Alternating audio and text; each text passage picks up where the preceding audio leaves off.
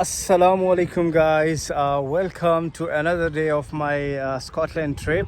आज हम जो है वो एक्सप्लोर करने आए हैं जी लॉरिस्टन कैसल.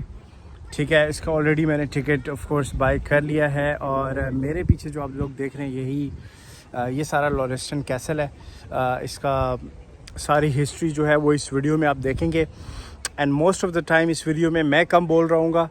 वो एक लेडी है जो of course she will be explaining us about who was this guy and how he used to live and etc and of course the history of this castle. सही है, तो जुड़े रहे इस वीडियो में. आई एम श्योर थोड़ी सी boring होने वाली है ये video because it's related to history, but anyways शायद काफ़ी लोगों को ये वीडियो पसंद भी आए because it's just history and हम में से कुछ लोगों को हिस्ट्री पसंद भी है. ठीक है, so enjoy the video.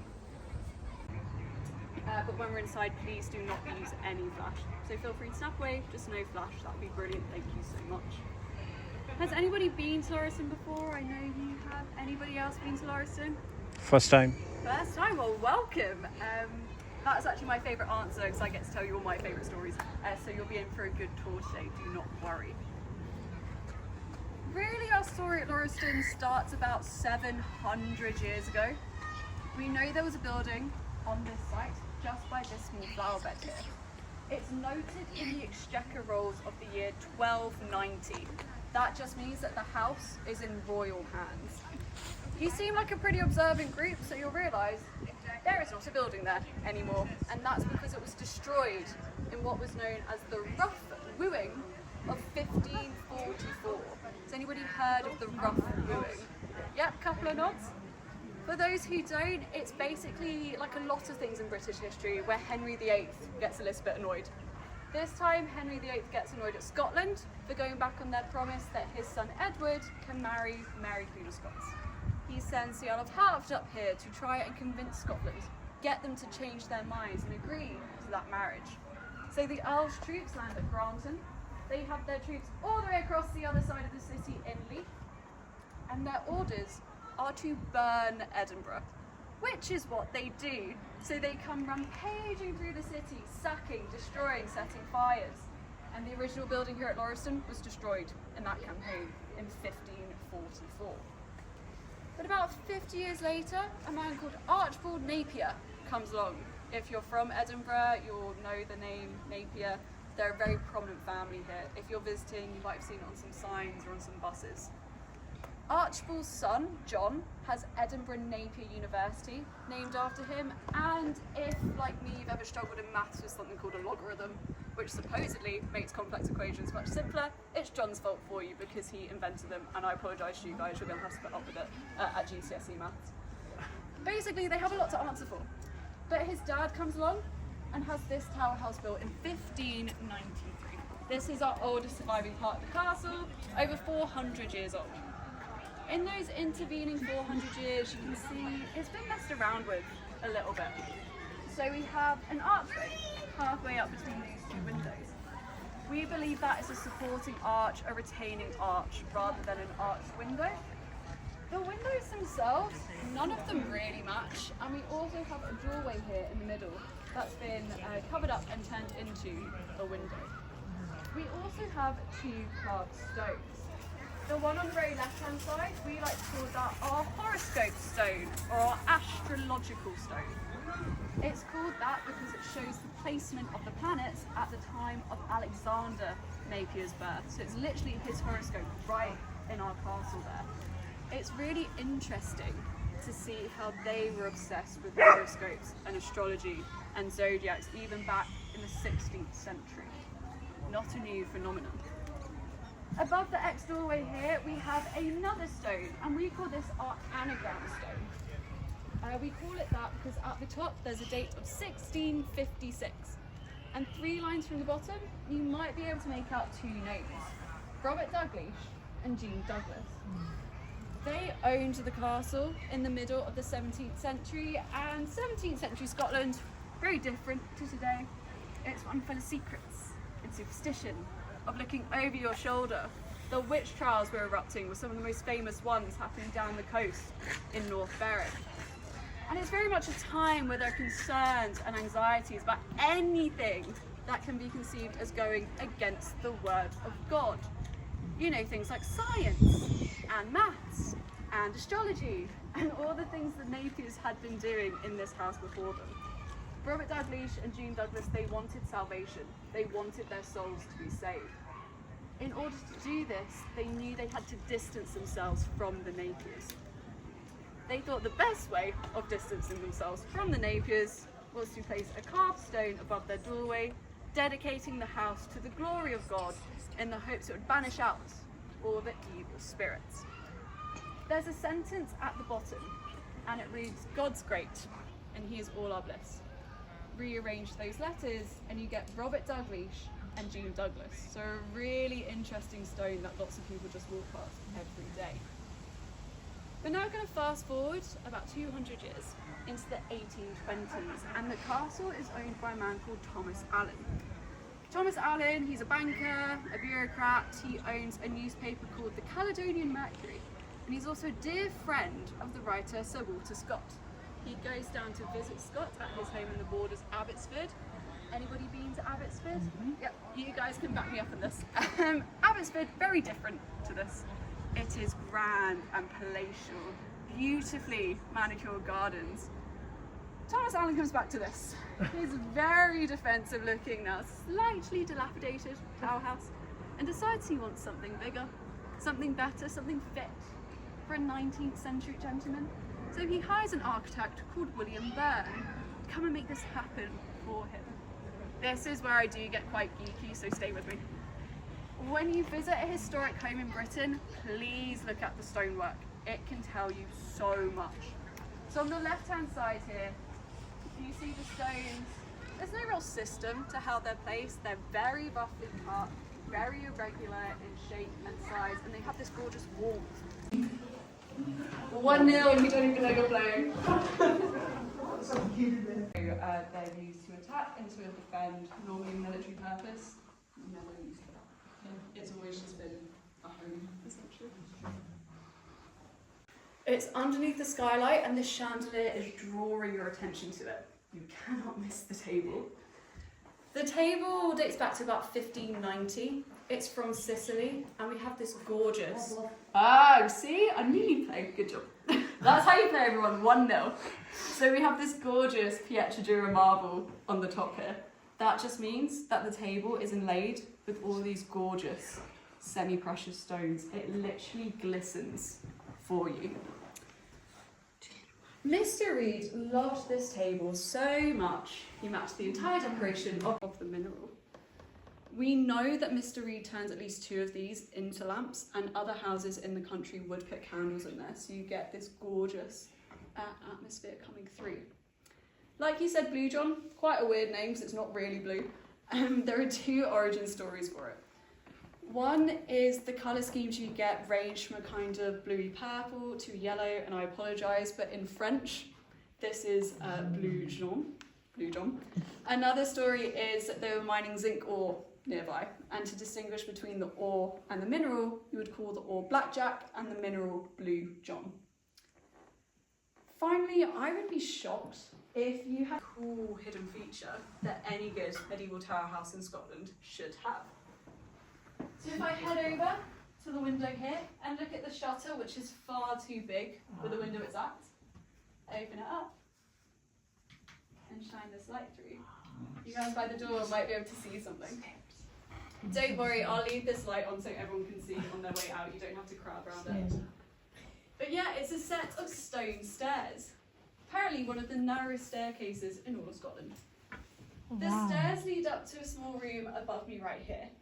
That staircase is the only way in or out of the room. This room completely empty, apart from one thing. A hole in the wall and a wooden peg.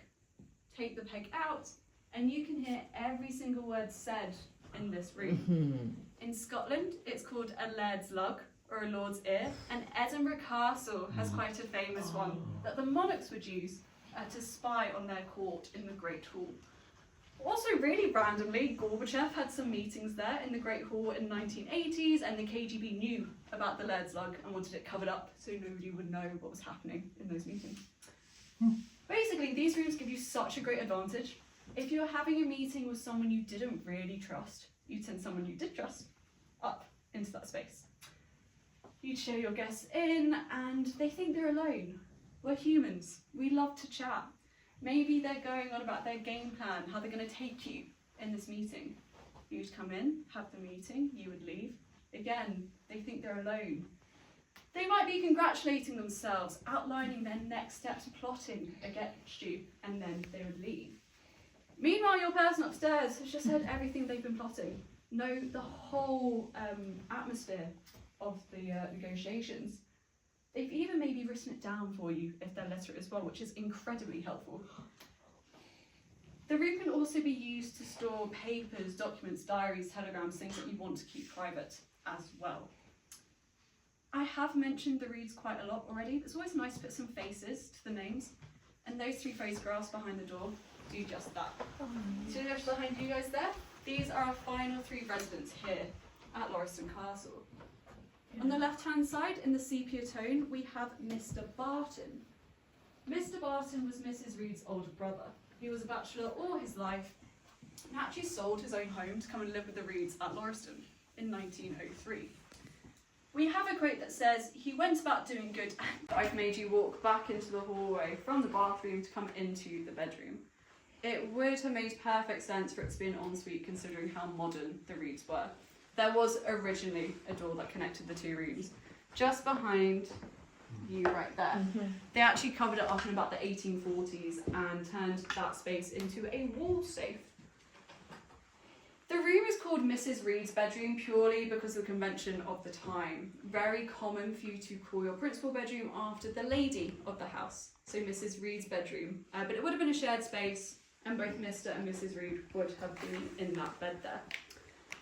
Because of all the burning of the papers, unfortunately we don't know an awful lot about their courtship or their relationship. We know that the family firms work together. Plumbing and sanitation does go hand in hand with interior design and furniture making, especially in a city like Edinburgh in the 19th century. They enjoyed dinner parties together in the 1880s. We do have photographs of that, and they did get married in 1896. What age would they have been roughly when they married?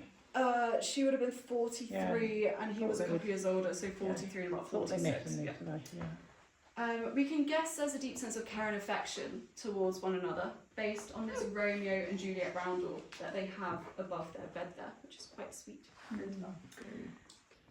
But we're going to go back to my favourite subject, off the plumbing, because by the window you can see there is a massive radiator. This is part of the original 1903 installation, and unbelievably, it still works. It's on that table there, it's elevated, that's to help with the air circulation, and look at the windows behind it. Double glazing, very modern for 1903. It is a lot thicker, and there's a bigger gap than what we are used to, but yeah, double glazing and right the there. curtains go behind the radiator, They not do, like they modern do. now, losing all the heat. Do you remember what this is from the last time you were here, or has anybody seen a piece of furniture like this before? I thought it was piano. It is, yeah. Is this a weight? No. It is, yeah. So it is a a set weighing of scales that you sit on. Oh. So it's called a jockey stool, a weighing chair, and yeah, sit on it, tells you how much you weigh. Go on. You'd often find them in the entrance halls to British country houses. Entrance hall? Exactly. It goes back to the days, very Bridgerton-esque, where you would go and visit your friend at their country estate, and of course, you would be assigned a horse for your stay.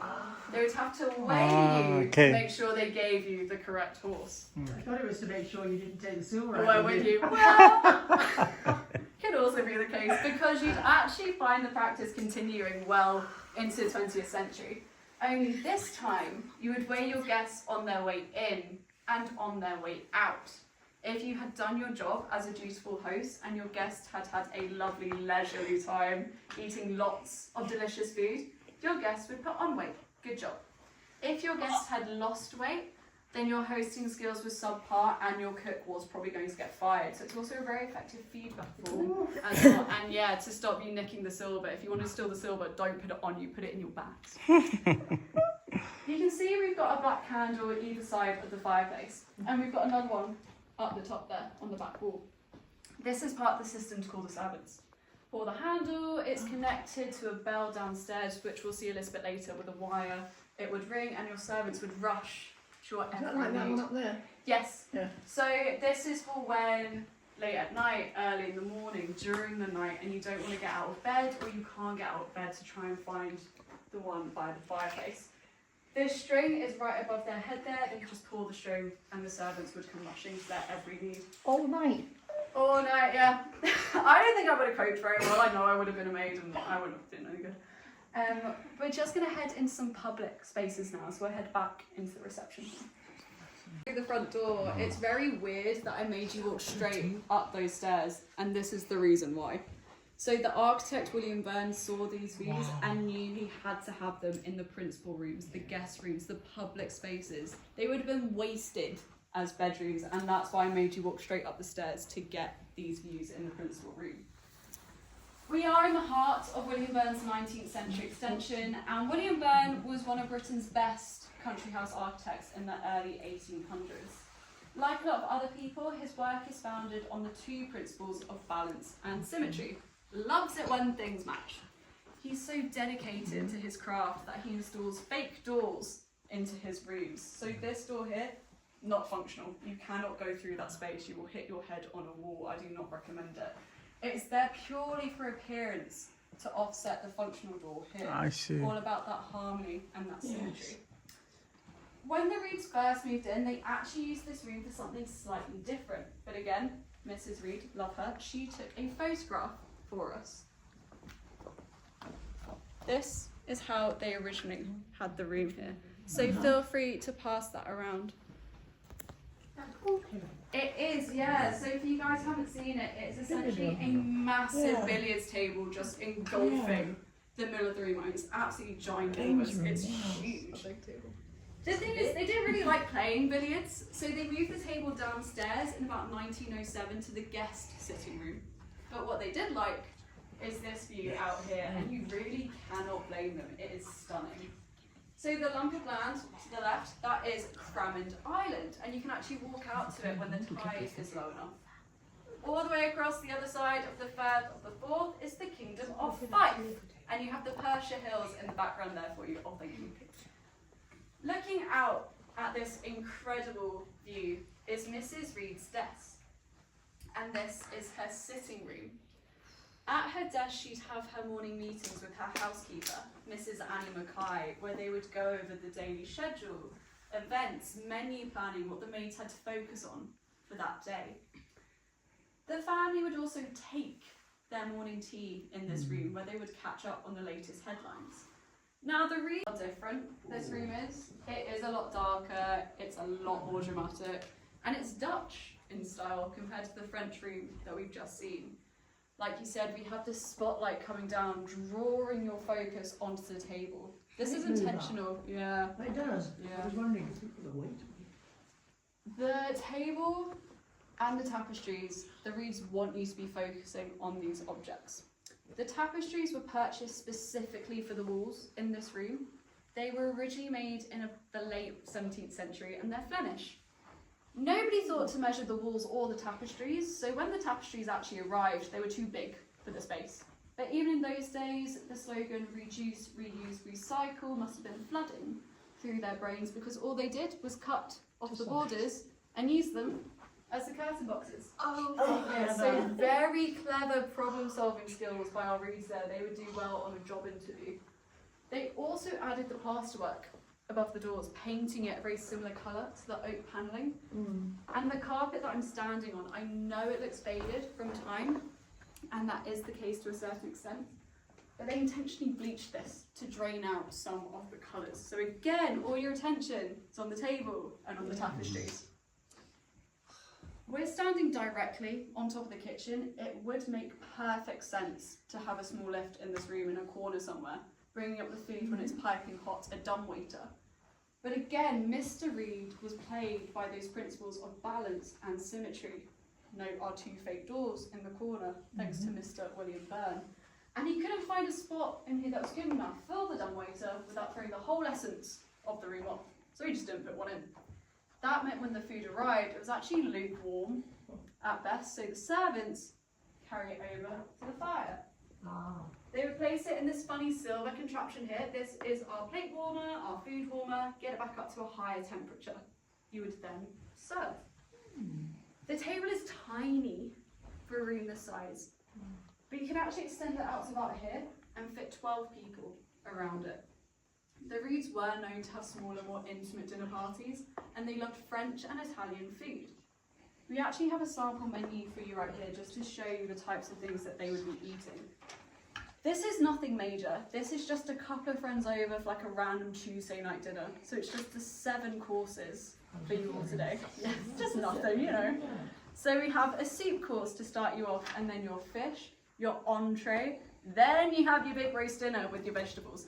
Then you would have a game course, your dessert, and then after your dessert, a little savoury to help you finish the night. Again, Edwardian Britain, very strict social rules. You'd have to have a piece of every single course so you didn't appear rude. And then they would put you on that weighing stool. Is that individual salt things in front of you? It is, yeah. Really sweet, aren't they? Absolutely. I know, and the pink glasses here are for little bonbons and things like that for you to eat throughout the night in case your course wasn't coming quick enough. The room is very ornate. They've clearly put a lot of effort into this space. It's beautifully cohesive. But my favourite object in here is slightly more unassuming, but it has a very noble purpose. Because it's that box right there behind the privacy screen. It is, yeah. So it's called a cellaret. It's Dutch and it's from the 18th century. It was originally designed to hold 8 bottles of red wine and a decanter, but Mr. Reed had it changed and he added a zinc lining to it. That's so he could keep his preferred drink of champagne chilled for the entire 3 to 4 hours you'd be in here having dinner. So he had his priorities in order, so he didn't mind his food being slightly cold, as long as his champagne was perfectly chilled, so he does sound like my kind of man There's no in that champagne respect. glass on the table. No, there's not. They're in the pantry. All right. They are in the pantry, yeah. We're now going to head into the library, which is just through that door straight in front of you and down to the right. Are they tea cans? Unbelievably, we're actually in the newest part of the castle. So this room dates back to about 1871 and it was added for the owner Thomas McKnight Crawford. When Crawford lived here, he had a much larger collection of books and the shelves went all the way up to the ceiling. The Reeds have a smaller collection. They brought the shelves down and used the space to show more of their 400 prints. Art room and an education space. But when the Reeds lived here, their chauffeur, a man called Harry Robertson, would stay down there. Has anybody seen Downton Abbey? Yeah. So if Downton Abbey's taught me one thing, it's you do not want your chauffeur having direct access into your castle. Yeah. Or vice versa. So when the Reeds lived here, that was just a normal, boring, plain wall. It didn't open up in the way it does now. It was added in 1928. The castle started being used for public tours. Instead of coming through our wonderful front door, you would have been shown around the side into the room at the bottom there. Up the stairs, through the bookcase, and this is where you would have begun your tour all those years ago. It was very, the very start. Your mind hadn't been blown just yet. What's that chair? It's a weird I'm glad you said this, because this probably rivals our weighing stool with how odd it is. It was made right here in Edinburgh, in about the 18th century. It's called a gentleman's reading chair. If it's a gentleman's chair, how do you think you sit on it? Straight. Exactly. Your front would be against the back there, and one would have to straddle it like that. Ladies in all our layers and our finery couldn't possibly do that, or were told that they couldn't sit like that. I like to think Mrs. Reed just did what she wants, so there's nobody here to stop her at the end. That's why it's a gentleman's chair. Again, with all the secrets, we have these which open up, and all evidence suggests you'd put ink and pens, pencils, things like that in there. Papers in at the bottom. Great spot. Lots of people actually missed the one in here.